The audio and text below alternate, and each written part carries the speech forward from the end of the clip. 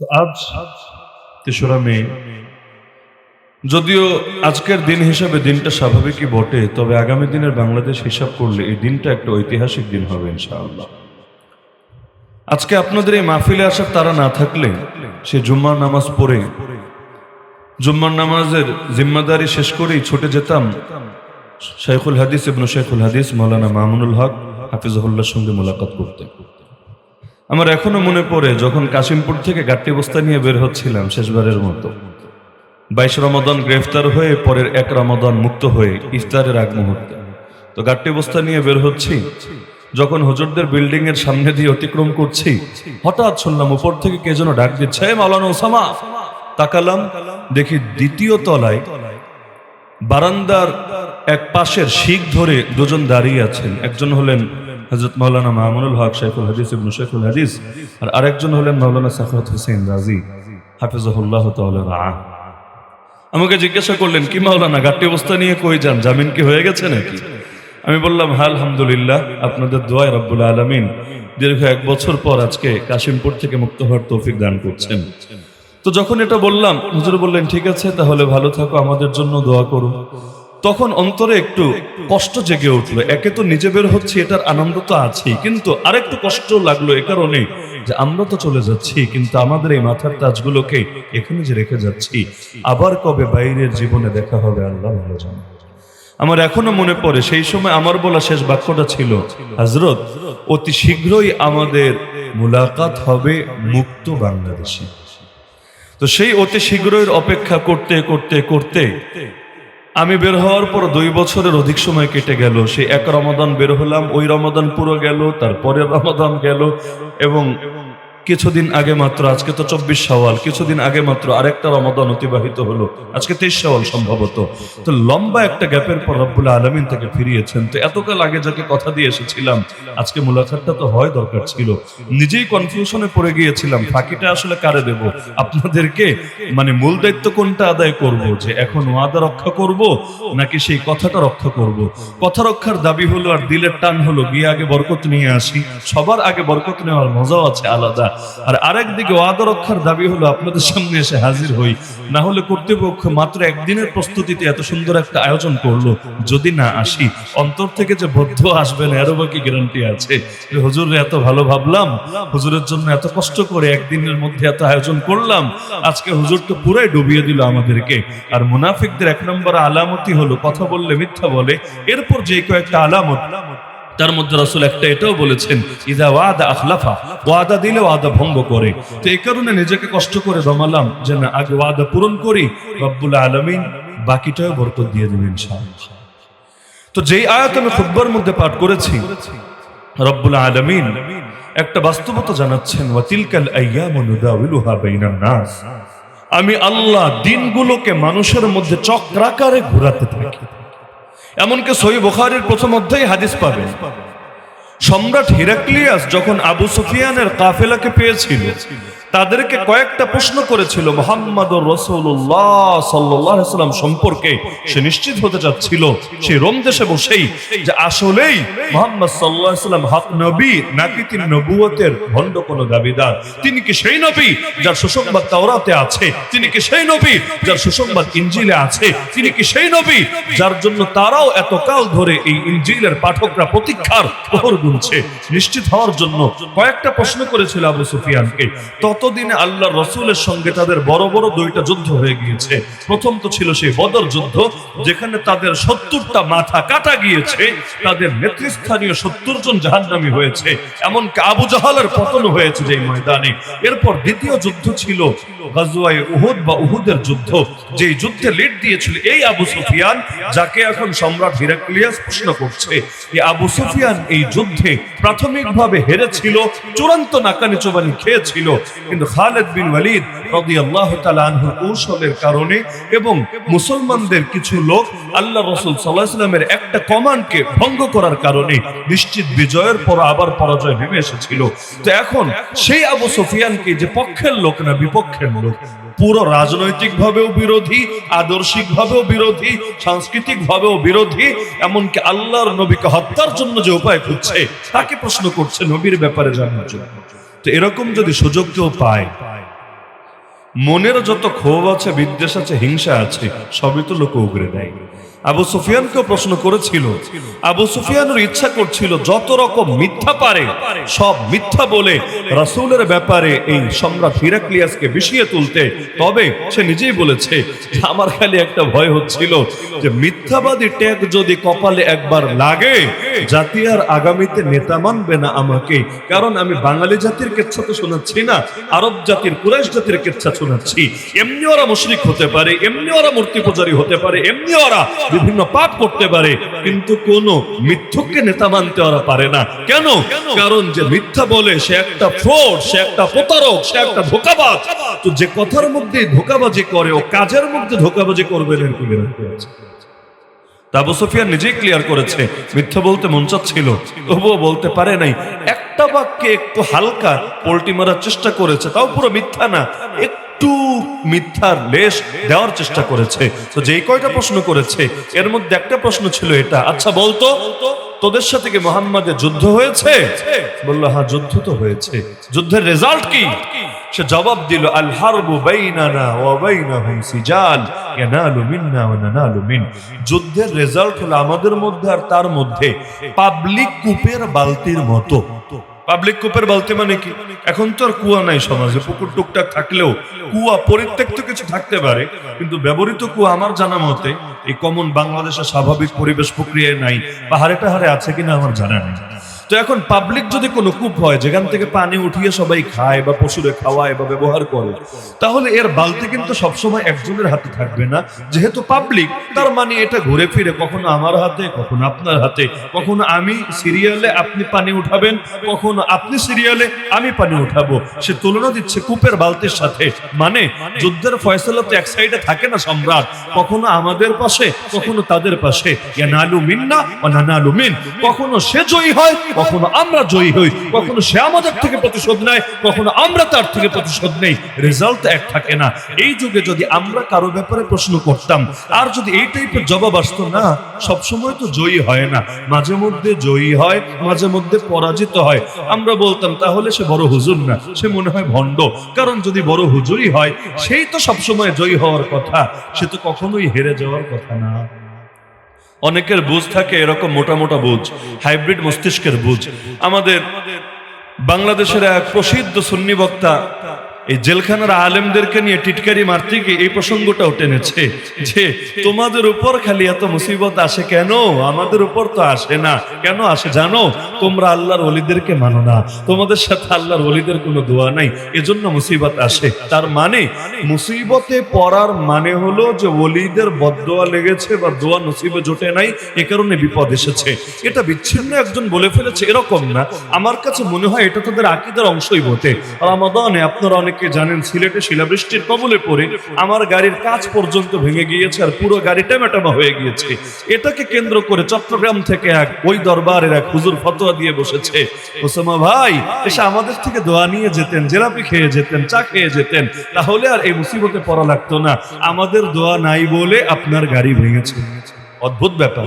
তো মুসিবত আসা যদি আল্লাহর ওলির বদদোয়ার আলামত হয়, তাহলে আল্লাহর নবীর উপর মুসিবত এসেছিল কার কারণে বলেন? আল্লাহ নবীর উপর যেই পরিমাণ মুসিবত এসেছে পৃথিবীর বুকে দ্বিতীয় কারো উপর এত মুসিবত আসে নাই। সেই হাদিস নবী বলেন, উযিতু ফিল্লাহি মা লাম ইউযা আহাদ। আল্লাহর পথে আমাকে এত বেশি কষ্ট দেওয়া হয়েছে যত বেশি কষ্ট কোনোদিনও কোনো মানুষকে দেওয়া হয় নাই। ওয়ালাকাদ উযিতু ফিল্লাহি মা লাম ইউখাফ আহাদ। আল্লাহর পথে আমাকে এত বেশি ভয়ভীতি দেখানো হয়েছে যত বেশি ভয়ভীতি কোনোদিনও কোনো মানুষকে দেখানো হয় নাই।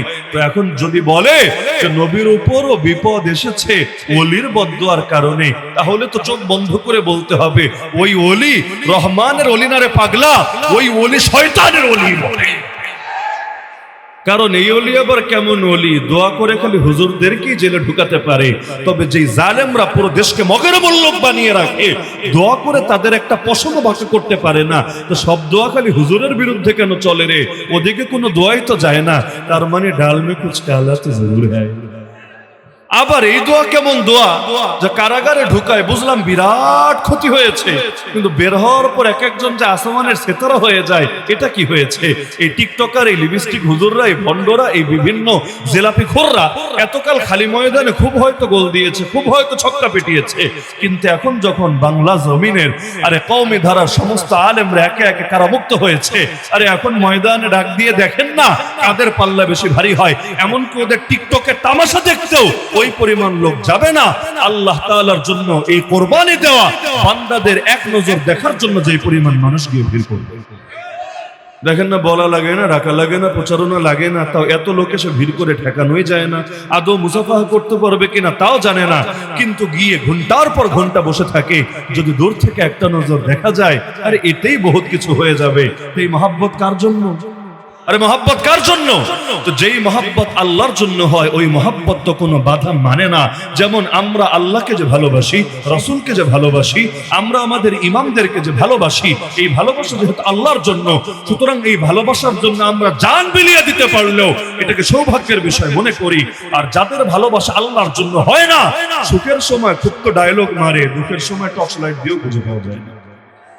এজন্য যাদের ভালোবাসা জিলাপি শরীফের জন্য, ওদেরকে দেখবেন নবীর ইজ্জত হেফাজতের কোন আন্দোলনেও খুঁজে পাওয়া যায় না। যাবে কিভাবে? ওখানে গেলে তো জিলাপি না, কপালে টিয়ার শেল জুটবে, কপালে গুলি জুটবে, কপালে কাশিমপুরের বন্দিত্ব জুটতে পারে। সব জায়গায় তো আর জিলাপি ফেরি করে বেড়ায় না। তো যেখানে জিলাপি আছে সেখানে তারা আছে। আরে ওরা নিজেদেরকে নবী প্রেমিক দাবি করে কোন মুখে? যারা জিলাপির ঠোঙ্গা না দেখলে নবীর সামনে পারে না দাঁড়াতে, ওরা দাঁড়ায় বলে নবীর সম্মানে। ভালো কথা, তর্কের খাতিরে মানলাম, হ্যাঁ তোমাদের এসকো বেশি, কারেন্ট বেশি, এজন্য তোমাদেরকে বসিয়ে রাখা যায় না, তোমরা সোজা দাঁড়িয়ে যাও। ভালো কথা, তো জিলাপি না দিলে দাঁড়াও না কেন? নবীর মহাব্বত থাকলে তো সবসময় থাকবে, নাকি খালি তবারক দেখলে মহাব্বত আসবে? তবারক দেখলেও আছে, তবারক না দেখলেও থাকবে। বাংলাদেশে তবারক ছাড়া ডাক দিয়ে দেখেন, দেখেন কয়জন লোকের পাশে পান। এমনকি আপনার বাপের জন্য দোয়া করাবেন, মরা মায়ের জন্য দোয়া করাবেন, খালি হাতে আইসা হুজুরে বলবেন হুজুর দোয়া একটা করে দেন। জুম্মার পরে, সুন্নতের পরে সব মুসল্লিদেরকে বসাবেন, সবাই নিয়ে দুরূদ পড়বেন, কেরাত পড়বেন, এরপর দোয়া করবেন। খালি দোয়াটা শেষ হতে দেরি, সবাই বলবে কি রে, প্যাকেট কই, জিলাপি কই, বিরিয়ানি কই, তবারক কই? বলবেন আমি গরিব মানুষ, এগুলো খাওয়ানোর আমার তৌফিক নাই। দেখবেন এরকম একদিন ছ্যাঁকা দিবেন, দুদিন ছ্যাঁকা দিবেন, 3 নম্বর দিন আপনি লোকে খুঁজে পাবেন না, আল্লাহর জন্য দোয়া করতে বসবে না, বরঞ্চ দোয়া করার মূল মাকসাদই থাকবে প্যাকেট। এজন্য প্যাকেট নিতে গিয়ে মারপিট পর্যন্ত করবে, প্যাকেট নিতে গিয়ে ধাক্কাধাক্কি পর্যন্ত করবে, কিন্তু ইবাদত একটু লম্বা হলে তাদের ভেতরে আলাদা উত্তেজনা আর ক্ষোভ চলে আসবে। তো এগুলোর তো ধান্দা বলে, এগুলোকে ইবাদত বলে না। আরে যেই হুজুর 200 টাকা না দিলে মৃত মানুষের জন্য পর্যন্ত দোয়া করতে জানে না, ওইটারে হুজুর বলে না, ওইটারে একটা ধর্ম ব্যবসায়ী বলে। সবকিছু হবে আল্লাহর জন্য, আর কপালে রিজিক যেটা আছে সেটা অটো আসবে। এটার জন্য মানুষের দুয়ারে দুয়ারে ঝুলি নিয়ে ঘুরতে হবে না, অটো আসবে। কিন্তু এমন মানুষ আছে 200 না দিলে মিলাদ নাই, আর ঠোঙ্গা না হলে কিয়াম নাই। তো মিলাদ কিয়ামের মাসালা আমি বলছি না, কিন্তু আমি বাস্তবতা বলছি। এমনকি বান্ডিল না দিলে মাহফিলও নাই, বান্ডিল দিতে হবে, কখনো হেলিকপ্টার পাঠাতে হবে, তারপর বক্তা সাহেব আসবে ওয়াজের প্যান্ডেলে। আচ্ছা, তারাই না আবার শোনাবে পাবলিক রে যে ওয়াজের ময়দান হলো জান্নাতের বাগান। তো ভাই, এটা যদি জান্নাতের বাগানই হয়, জান্নাত কি শুধু সাধারণ মানুষের লাগবে, হুজুর মানুষের লাগবে না? যদি লাগেই, তাহলে বান্ডিল না পেলে জান্নাতের বাগানে আসবা না, এটা তো যুক্তির কথা না। পারলে নিজে বান্ডিল দিয়ে আরো জান্নাতের বাগানে ঢুকবা, কারণ জান্নাতের বাগান নিয়ে কোনো দামাদামি চলে না। তার মানে পুরোটারে একটা ভণ্ডামির বস্তুতে পরিণত করতে ছেড়েছে। আর ভণ্ডামি করলে বিপদ আসবে কোন দুঃখে? বিপদ তো আসে ঈমানের কারণে। আল্লাহ রাসূল বলেন, ইন্না ইজামাল জাযাই মা ইজামিল বালা। আরে মুসিবত যত বড় হয়, রব্বুল আলামিনের পক্ষ থেকে পুরস্কার তত বড় হয়। ওয়া ইন্নাল্লাহা ইযা হাব্বা কওমান ইবতালাহুম। আল্লাহ কোন জাতিকে ভালোবাসলে তাদেরকে বিপদ দিয়ে পরীক্ষা করে। এমন কি বিপদের মাত্রা যাদের ক্ষেত্রে বেশি হয়, আরে তাদের অনেকের ক্ষেত্রে, অধিকাংশের ক্ষেত্রে ঈমানের মাত্রাটাও বেশি হয়। কারণ আল্লাহ রাসূল বলেন, যেমন আমাদের ক্ষেত্রেই দেখেন, আমরাও কারাগারে থাকলাম 1 বছর, আল্লাহর বান্দা কারাগারে থাকলেন 3 বছর 2 মাস। দুনিয়ার বিবেচনায় দেখলে আমরা লাভে আছি, বাস্তবে দুনিয়ার বিবেচনায় দেখলে আমরা লাভে আছি, কারণ বাকি 2 বছর আমরা দুনিয়া কামিয়েছি। আর আখিরাতের বিবেচনায় দেখলে আমরা পিছিয়ে আছি, তিনি এগিয়ে গিয়েছেন। কেন জানেন? কিয়ামতের দিনে সবরের দিনগুলোকে যখন নেক আমলের পাল্লায় তুলে মাপা হবে, সেদিন যাদের উপর মুসিবত আসে নাই তারা আফসোস করে কাঁদতে শুরু করে দেবে। কারণ কিয়ামতের দিন রব্বুল আলামিন জানিয়েছেন, ইন্নামা ইউওয়াফাস সাবিরুন আজরাহুম বিগাইরি হিসাব। যারা সবরের পরিচয় দেয় আল্লাহ তাদেরকে হিসাব করে দেবে না, আল্লাহ তাদেরকে বেহিসাব দান করবে। এমনকি নবী বলেন, ইউবতালার রাজুলু বিহাসাবি দীনিহি, আর ব্যক্তির উপর পরীক্ষা আসে তার দিনদারি অনুপাতে। ফাইন কানা ফি দীনিহি সালাবা, তার দিনদারির মধ্যে যদি শক্ত থাকে, তার দিনদারির মাত্রা যদি বেশি থাকে, জিদা ফি বালাইহি, তার মুসিবত বেড়ে যায়। কেন মুসিবত বাড়ে? কারণ এই মুসিবতের মাধ্যমে রব্বুল আলামিন নেতৃত্বের উপযোগী করে তোলে। যেভাবে আগুন দিয়ে পুড়িয়ে স্বর্ণকে ব্যবহারের উপযোগী করে, একইভাবে রব্বুল আলামিন মুসিবত দিয়ে জাতীয় নেতৃত্বের উপযোগী করে। ইউসুফ আলাইহিস সালামকে আল্লাহ মিশরের বাদশা বানালেন, এতটুকু সবাই জানেন। কিন্তু কিভাবে আল্লাহ তাকে মিশরের বাদশাহী পর্যন্ত পৌঁছালেন? প্রথমে ধরে ভাইয়েরা ফেলে দিল। আরে যাদের গায়ে তার বাপেরই রক্ত প্রবাহিত, সেই ভাইয়েরা ফেলে দিল কুয়ার মধ্যে। দুনিয়ার বিবেচনায় বিরাট লস হয়ে গিয়েছে। এরপর দ্বিতীয় লস, মরল না কুয়োতে, ভালো কথা, বেঁচে গেল। কিন্তু কুয়ো থেকে উঠিয়ে তারে বাজারে বিক্রি করে দিল। যেই মানুষ স্বাধীন মানুষ, তারে গোলাম এবং দাসে পরিণত করা হলো।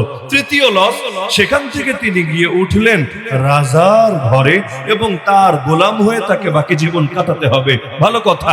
এরপর সেই রাজার বউই তার প্রেমে হাবুডুবু খেয়ে তাকে কুকর্মের দিকে প্ররোচিত করতে লাগলো।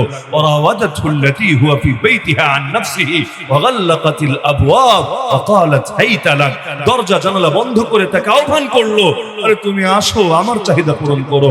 তিনি চাহিদা পূরণ করলেন না। রব্বুল আলামিনের জন্য নিজের তাকওয়াকে, নিজের আখলাককে পবিত্র রাখলেন। দরকার ছিল, এতে বাহ্যিক বিবেচনায় তখনই তার মর্যাদা বাড়বে, কিন্তু হলো হিতে বিপরীত। যেই পাপ করেন নাই, সেই পাপের অপবাদ কাঁধে নিয়ে তাকে ঢুকতে হলো কারাগারে। 1 সপ্তাহ 2 সপ্তাহ না, 1 মাস 2 মাস না, 1 বছর 2 বছর না, দীর্ঘকাল তাকে কাটাতে হলো কারাগারে। অবশেষে কারাগারের মধ্যে 2 জনের স্বপ্নের ব্যাখ্যা তিনি করে দিলেন, যাদের একজনকে মারা হবে আর আরেকজন বাদশার খাদেমে পরিণত হবে। তার কাছে একটা রিকোয়েস্ট করলেন, উযকুরনি ইনদা রাব্বিক, তুমি তোমার মনিবের কাছে আমার আলোচনাটা তুইলো। এখন আল্লাহর বান্দা যখন খালাস হয়ে মুক্ত হয়ে সেই রাজার কাছে গেল, আর স্মরণ থাকলো না দুর্দিনের কথা। ফাআনসাহু শাইতানু যিকরা রাব্বি, এখন শয়তান ভুলিয়ে দিল। তো ফালাবিসা ফিস সিজনি বিদআ সিনিন, আরো কয়েক বছর থেকে কারাগারে থাকতে হলো। এত এত ঝামেলার পর যখন বের হলো, দুনিয়ার বিবেচনায় লাইফ তো পুরোটাই লসের মধ্যে গেল। কারণ সেই কুয়ায় পড়ার পর থেকে সুখ পেল কোথায়? গোটা জীবন তো কষ্টে কষ্টে কষ্টে গেল। কিন্তু যখন চূড়ান্ত ভাবে বের হলো, আর এক ধাক্কায় অর্থমন্ত্রী, পরের ধাক্কায় মিশরের বাদশা হয়ে গেল। বাড়ি তার ফিলিস্তিনের কেনানে, তিনি মিশরের বাদশা হবেন কিভাবে? মিশরে তো তার আত্মীয় স্বজনও নাই, মিশরে তার শ্বশুর বাড়ি হবে এই গ্যারান্টিও তো নাই, তো মিশরের বাদশা হবেন কিভাবে? কিন্তু রব্বুল আলামিন যা লিখে রাখে, আরে নসিব সেদিকেই মানুষকে টেনে আনে। রিজিক এমন এক জিনিস, আসতে না চাইলেও আপনাকে টেনে আনবে।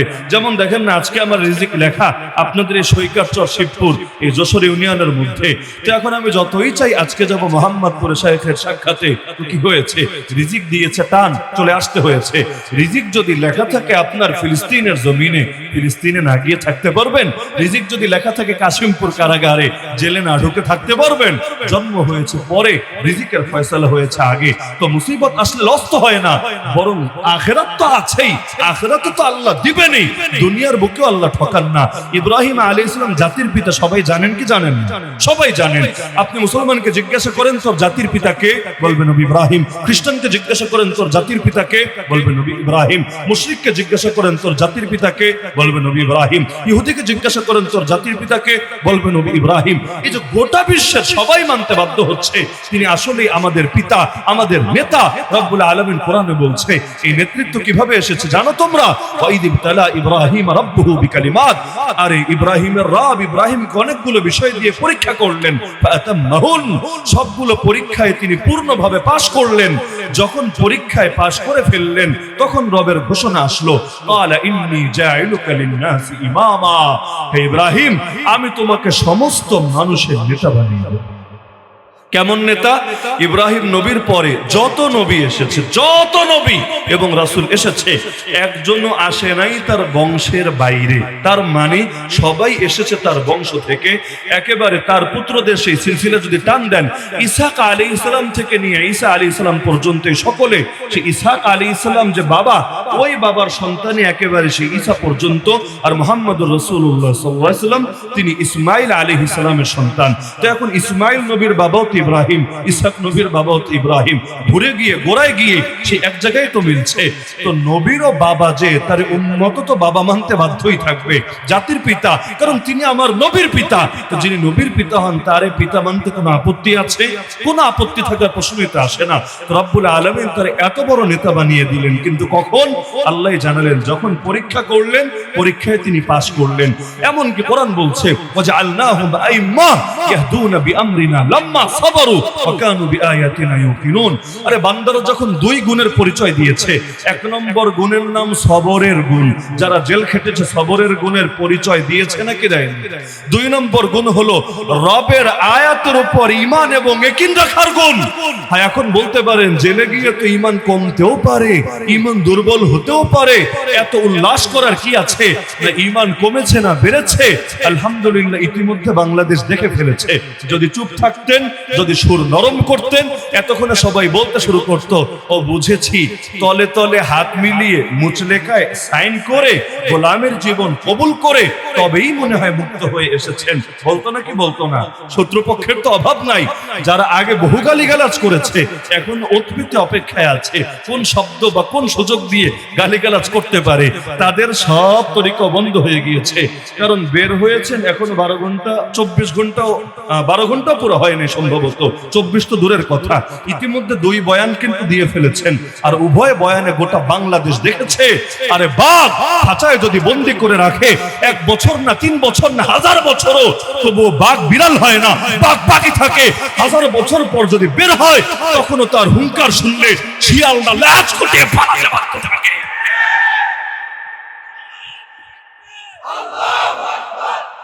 যেই কথা অনেক সময় নিরাপদে থাকা লোকেরা বলতে পারে না, আর এই বাংলার জমিনে কয়জন মানুষ বলতে পারে আমাদের জীবনের তামান্না হলো আল্লাহর জমিনে খেলাফত কায়েম করা? কয়জন মুসলমানের মুখে খেলাফত শব্দ শুনবেন? আরে খেলাফত শব্দটা তো মুসলমান তালাক দিয়ে দিয়েছে, তালাক দিয়ে দিয়েছে। এই শব্দটা পর্যন্ত নিজে মুখে তো আনবে না, অন্য কেউ যদি মুখে আনে তাহলে জঙ্গি বইলা গালি দিতে ভুল করে না। আরে খেলাফত শব্দ বললে, জিহাদ শব্দ বললে, আমেরিকা যদি জঙ্গি বলে গালি দেয়, আল্লাহর কসম দিলে কষ্ট লাগবে না? নরেন্দ্র মোদী যদি জঙ্গি বলে গালি দেয়, আল্লাহর কসম দিলে কষ্ট লাগবে না? আরে নেতানিয়াহু অথবা জায়োনিস্ট যদি জঙ্গি বলে গালি দেয়, আল্লাহর কসম দিলে কষ্ট লাগবে না? কিন্তু জিহাদের খেলাফত শব্দ উচ্চারণ করার পর মুসলমান যদি গালি দেয়, আরে দিলের আগুনই তো নেভে না, কারণ সে মুসলমান। দরকার ছিল সে আমার সহযোগী হবে, কিন্তু ভাই যখন ভাইয়ের দুশ্মনে পরিণত হয়, তাদেরকে দমাতে আর কি লাগে? তা কত বড় দুঃখের বিষয়, নিরাপদ থাকা মানুষগুলোর মুখ দিয়ে খেলাফত শব্দ আসে না। আল্লাহর বান্দা বের হয়ে ঘরে ঢোকার আগে, ঘর তো পরে, নিজের মাদ্রাসায় ঢোকার আগে, মাদ্রাসা তো পরে, নিজের এরিয়ায় ঢোকার আগেই সেই মোহাম্মদপুরে আল্লাহ করে মসজিদের সামনে দাঁড়িয়ে লুকিয়ে লুকিয়ে নামাই খাতে নিয়ে ঠিকই বলে দিয়েছে, আমি আমার জীবনকে উৎসর্গ করার ঘোষণা দিচ্ছি আল্লাহর জমিন, আল্লাহর কালিমা বুলন্দ করার জন্য, হয়তো খেলাফত নয়তো শাহাদাত। আল্লাহ নবীর স্লোগান ছিল এটা। হুবহু ভাষ্য মানে বাংলা শব্দটা এক না, কিন্তু আল্লাহ নবীর কথার খোলাসা, এই কথার খোলাসা এক। মক্কায় নবীকে যখন অফার দেওয়া হচ্ছিল, আবু তালেব তোমার ভাতিজারে বোঝাও কি চায়। মেয়ে চাইলে সুন্দরী মেয়ে দেব, সম্পদ চাইলে সম্পদের পাহাড় বানিয়ে দেব, জিনে ধরলে বলুক জিন ছাড়ানোর ব্যবস্থা করব, আর যদি ক্ষমতা চায় তাও বলুক তাকে দারুন নদওয়ার পার্লামেন্টের মেম্বার বানাবো। নাউযুবিল্লাহি মিন যালিক। আল্লাহ নবী স্পষ্ট বললেন, ফাওয়াল্লাহি, আল্লাহর কসম করে বলছি, লা ওয়াদাউ শামসা ফি ইয়ামিনি ওয়াল কমারা ফি ইয়াসারি আলা আন আতরুকা হাযাল আমরা মা তারাকতুহু হাত্তা ইউযহিরাহু আল্লাহ ওয়া আহলিকা দুনাহু। আল্লাহর কসম করে বলছি, আমার ডান হাতে যদি আকাশে সূর্য এনে দেয়, বাম হাতে যদি আকাশে চাঁদটাও এনে রাখে, তবুও তো আমি আমার আদর্শ ছাড়ব না, যতদিন না আল্লাহ তার জমিনে হয়তো ইসলামকে করবেন জিন্দা, অথবা ইসলামের জন্য আমি হব মুর্দা। হয়তো ইসলাম হবে জিন্দা, না হলে আমি হব মুর্দা। এ দুটোর কোনটা হওয়ার আগে আমার মিশন কিছুতেই থাকবে না। তো হয়তো ইসলাম হবে জিন্দা, না হলে আমি হব মুর্দা। এটাই তো, হয়তো শরিয়াত নয়তো শাহাদাত, হয়তো খেলাফত নয়তো শাহাদাত। বাক্য ভিন্ন কিন্তু উদ্দেশ্য এক, মিশন এক, ভিশন এক। এটাই তো হওয়া দরকার প্রতিটা মুমিনের কথা। ইন্না সালাতি ওয়া নুসুকি ওয়া মাহইয়ায়া ওয়া মামাতি লিল্লাহি রাব্বিল আলামিন। আমার নামাজ আল্লাহর জন্য, আমার কুরবানি আল্লাহর জন্য, আমার জীবন আল্লাহর জন্য, আমার মরণ আল্লাহর জন্য, আমার জেল খাটা আল্লাহর জন্য। সব যদি আল্লাহর জন্যই হয়, আল্লাহর দুশমনের সামনে সুর নরম হবে কোন বুকে? হ্যাঁ, মুসিবত তো আসবেই। বদরে জয়ী হয়েছে মুসলমান, উহুদে ক্ষতিগ্রস্ত হয়েছে বাহ্যিক বিবেচনায়। বদরে 70 জন কাফের মেরেছে, উহুদে নিজেদের 70 জন সাথীকে হারিয়েছে। তাতে কি তাই বলে সুর কি নরম হয়েছে? তাই বলে বাতিলের সামনে মাথাকে নত করেছে? মুসিবত তো আসবে, কখনো এগিয়ে যাবেন, কখনো পিছিয়ে যাবেন, কখনো ব্যাকফুটে চলে যাবেন, কখনো একেবারে সবার সামনে সম্মুখ সারিতে থাকবেন। এটাই দুনিয়ার বাস্তবতা। কারণ রব দুইভাবে পরীক্ষা নিবেন, কখনো শুকরিয়ার পরীক্ষা, কখনো সবরের পরীক্ষা, কখনো দিয়ে পরীক্ষা, কখনো না দিয়ে পরীক্ষা। তবে মুসিবত চিরকাল থাকবে না। ইন্নামা লুসরি ইউসরা, রবি জানিয়ে দিয়েছেন, এক গুণ যদি আসে মুসিবত, 2 গুণ আসবে এর প্রতিদান। এক গুণ যদি আসে কঠিন পরিস্থিতি, 2 গুণ আসবে সহজ পরিস্থিতি। ইযা ইশতাদ্দাত বিকাল বালওয়া ফাফাক্কির ফি আলাম নাশরা ফাউসরুম বাইনা ইউসরাইন ইযা ফাক্কারতাহু ফাফরা। দীর্ঘ ধরেন লম্বা একটা সময় আমাদের কওমি আলেমরা অনেকটাই নেতৃত্ব সংকটে পড়ে গিয়েছিল। হাফেজ যে হুজুর রাহমাতুল্লাহ আলাইহি চলে গিয়েছেন, আর কোন হাফেজ যে আসবে না। শামসুল হক ফরিদপুরে রহমতুল্লাহ আলাইহি চলে গেছেন, নতুন করে শামসুল হক ফরিদপুরে আসবেন। শাইখুল হাদিস সাহেব চলে গেছেন, কবর বিদীর্ণ করে শাইখুল হাদিস আর বেরিয়ে আসবেন না। মুফতি আমিনী চলে গিয়েছেন, যতই আফসোস করেন মুফতি আমিনীকে আর সামনে দেখতে পারবেন না। খতিব ওবায়দুল হক চলে গিয়েছেন, যতই আফসোস করেন আর ফিরে পাবেন না। নূর হোসেন কাসেমি চলে গেছেন, যতই চোখের পানি ঝরান দ্বিতীয়বার তার দেখায় জমিনে পাবেন না। আরে আহমদ শফি জুনায়েদ বাবুনগরী রাহিমাহুল্লাহ চলে গিয়েছেন, যতই তাদের স্মৃতিচারণ করেন, যতই নস্টালজিক হয়ে যান, কিন্তু লাভ নাই, তাদেরকে আর সামনে খুঁজে পাবেন না। কিন্তু তাদের অবর্তমানে যারা উম্মার হাল ধরার মতো ছিল, আরে যারা জামানার হাফেজের ভূমিকা পালন করতে পারত, জামানার ফরিদপুরের ভূমিকা পালন করতে পারত, জামানার আহমদ শফি, জামানার বাবুনগরী, জামানার নূর হোসেন কাসেমি, জামানার খতিব ওবায়দুল হক, জামানার শাইখুল হাদিসের ভূমিকা পালন করতে পারত। দীর্ঘদিন যখন তারাও ছিল কারাগারে বন্দী, অনেকেই হতাশায় পড়ে গিয়েছিল, অন্যরা টিটকারি মারতে শুরু করে দিয়েছিল। তারা ভেবেছিল এই বুঝি লয় হয়ে গিয়েছে, এই বুঝি ক্ষয় হয়ে গিয়েছে, এই বুঝি নাশ কপালে নেমে এসেছে। তারা জানে না ইসলাম জিন্দা হোতা হ্যায় হর কারবালা কে বাদ। আর ইতিহাস দেখলে অনেক কিছুই তো মনে হয় পতন আর পতন আর পতন। সাইয়্যিদুনা হুসাইন কাফেলা নিয়ে বের হলেন, কারবালার প্রান্তরে তার কাফেলার গতি থেমে গেল। সৈয়দ আহমদ শহীদ কাফেলা নিয়ে বের হলেন, এই মে মাসের 6 তারিখ বালাকোটের প্রান্তরে তার কাফেলার গতি থেমে গেল।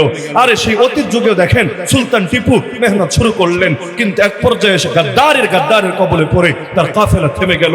নবাব সিরাজউদ্দৌলা হিম্মত করে লড়াইয়ে নামলেন, কিন্তু তার আস্তিনের মধ্যে সাপ লুকিয়ে থাকলো। আরে তার সবচাইতে ভরসার লোকটাই তার সঙ্গে গাদ্দারি করে বসলো। অতীতে খেলাফতের পতন যেটা প্রথম হয়েছিল, সেই হালাকু খানের বাহিনীর হাতে সর্বপ্রথম যে আব্বাসী খেলাফতের পতন ঘটেছিল, তাও তো ঘটেছিল প্রধানমন্ত্রীর হাত ধরে। ইবনে আলকামি ছিল প্রধানমন্ত্রী, সে ছিল শিয়া। এই ওজির আজম গাদ্দারি করে খলিফাকে পর্যন্ত এমন ভাবে শিক্ষা দিল যে খলিফাকে হালাকু খানের বাহিনী বস্তার মধ্যে পেঁচিয়ে লাথি মারতে মারতে জানে মেরে ফেললো। ইসলামের বহুবারই তেমন পরিস্থিতি হয়েছে। এমনকি তাতারিরা যখন কয়েক কোটি মুসলমানকে মেরে ফেলেছে, দুনিয়া এতটাই ভয়ঙ্কর হালত ধারণ করেছিল, মানুষ ভাবছিল আল ইসলাম লা মুস্তাকবাল লা, ইসলামের আর কোনো ভবিষ্যৎ নাই, এরাই বুঝি আজজ মাহুজ, এখনই বুঝি কিয়ামত হবে। মানুষ বড় ভয় পেয়েছে, অনেক আশা ছেড়ে দিয়েছে। তাতে কি, তারপর 800 বছর প্রায় চলে গেছে, আজও ইসলাম থামে নাই। আরে কারোর জন্য ইসলাম থেমে যায় না, কারোর জন্য ইসলাম দমে যায় না। আরে নেতৃত্বের লোক কম থাকে, তাতে কি? নবী বলেছেন ইন্নামান নাসু কাল মিআতিল ইবিল আও কাল ইবিলিল মিআ লা তাকাদু তাজিদু ফিহা রাহিলা। মানুষ হলো সেই 100টা উটের মতো, যার মধ্যে ব্যবহারযোগ্য বাহন একটাও খুঁজে পাবা না। দেখতে দেখা যাবে অনেক, কাজের সময় তুমি লোক পাবা না। কিন্তু তাতে কি, তাই বলে মন তো ভাঙা যাবে না, কারণ রব্বুল আলামিন ইসলামের হেফাজতের দায়িত্ব নিয়েছেন। তো রব নিজেই যদি ইসলামের হেফাজতের দায়িত্ব নেন, মন ভাঙার কি আছে? নবী সহিহ হাদিসে বলেন, লা ইয়াজালুল্লাহ ইয়াগরিসু ফি হাদা দ্বীন গারসা ইস্তামিলুহুম ফি তাআতি। আল্লাহ ইসলামের মধ্যে এমন বীজ লাগাবে যাদেরকে নিজে তিনি তার আনুগত্যের কাজে নিয়োজিত রাখবে। ইসলাম যদি কারো ওফাতে থেমে যেত, রাসূল যেদিন ওফাত বরণ করেছেন সেদিন ইসলাম পৃথিবী থেকে হারিয়ে যেত। কিন্তু রাসূলের ওফাতের পরও যেহেতু ইসলাম থামে নাই, আবু বকর, ওমর, ওসমান, আলীর পরও যেহেতু ইসলাম থামে নাই, হাসান হুসাইনের শাহাদাতের পরও যেহেতু ইসলাম হারিয়ে যায় নাই, আবু হানিফা জেল থেকে লাশ হয়ে বের হওয়ার পরও যেহেতু ইসলাম বিলীন হয়ে যায় নাই, চার ইমাম গেলেন, এত এত বুজুর্গ গেলেন, আর উম্মার আকাবিররা গেলেন, সালাফে সালেহিন গেলেন, আউলিয়া গেলেন, ফুকাহা গেলেন, মুহাদ্দিসিন গেলেন, মুজাহিদিন গেলেন, তাতে কি কারোর জন্য থেমে যায় নাই?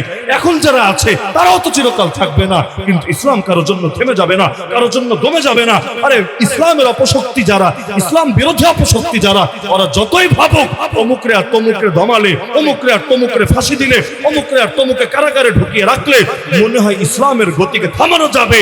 আর ওদের চাইতে বড় বোকার স্বর্গে বাস করে না কেউ দুনিয়ার বুকে। ওরা যত মারবে ইসলামের জাগরণ তত সহজ হবে ইনশাআল্লাহ। হাজার বয়ান যে চেতনা জাগাতে পারে না, এক ফোঁটা রক্ত তার চাইতে বেশি চেতনা জাগিয়ে দেয় আলহামদুলিল্লাহ। লসের কি আছে? এই যে ফরিদপুর পঞ্চপল্লীতে যে দুই ভাই শহীদ হলো, যাদের একজন 15 পারা কোরআনের হাফেজ ছিল, আমরা টানে 1 বছর বয়ান দিয়ে মানুষকে যতটা সচেতন করতে পারতাম, এই দুই ভাই, সাধারণ ভাই, রক্ত দিয়ে এই বাংলার মুসলমানকে তার চাইতে বেশি সচেতন করতে পেরেছে আলহামদুলিল্লাহ। শহীদের রক্ত কখনো বৃথা যায় না। যে জমিনে শহীদের রক্ত ঝরে, সেই জমিন একদিন না একদিন ইসলামের ফুল ফোটেই ফোটে। আর বর্তমান সময়ে তো আলহামদুলিল্লাহ রব্বুল আলামিন নিজেই পরীক্ষা করে করে করে করে একেবারে পারফেক্ট লোকগুলোকে বের করে আনছেন। পারফেক্ট কেন বলছি? কারণ আপনারা তো দেখতে পান বিভিন্ন সময়ে বিভিন্ন বছরে অনেকেই ঝরে যায় মাঝপথে। উহুদ যুদ্ধে নবী 1000 জনকে নিয়ে বের হয়েছিলেন, ময়দানে পৌঁছতে পেরেছিল 700 জন, বাকি 300 জন গেল কোথায়? কেউ মেরে ফেলেছে এমন না, নিজেরাই পালিয়ে এসেছে। কারণ মুসিবত সামনে দেখলে মুনাফিকরা পারে না টিকে থাকতে। মুসিবত আল্লাহ কেন দেন? একটা কারণ তিনি কোরআনে এটাও বলেছেন, লিয়ালামিল্লাহুল্লাযীনা জাহাদু মিনকুম ওয়া ইয়ালামাস সাবিরিন। আল্লাহ যাচাই করতে চান তোমাদের মধ্যে কারা মুজাহিদ আর কারা সবরের পরিচয় দেয়। তো মুসিবতগুলো এসে ফিল্টারিং করে দেয়, মুসিবতগুলো এসে ঝালাই করে দেয়। দেখেন না কারা মুখোশ পরে বসে আছে, কারা উম্মার আস্থা নিয়ে ছিনিমিনি খেলছে, আরে কারা নিজেদের পেট পকেট আর পিঠ ঠিক রাখার জন্য উম্মার রক্ত নিয়ে পর্যন্ত তামাশায় মেতে উঠতে পারে। আলহামদুলিল্লাহ একে একে সবাই জাতির সামনে চিহ্নিত হয়ে যাচ্ছে, এমনকি অনেকে একেবারে হিরো থেকে জিরোতে পরিণত হচ্ছে। এর মানে বুঝতে পারছেন? রব্বুল আলামিন ধীরে ধীরে বাছাই করে করে করে খাঁটি প্রোডাক্ট গুলোকে সামনের কাতারে নিয়ে আসছে। খাঁটি প্রোডাক্ট যে সামনের কাতারে আসছে এমনি এমনি না, ফলাফল একসময়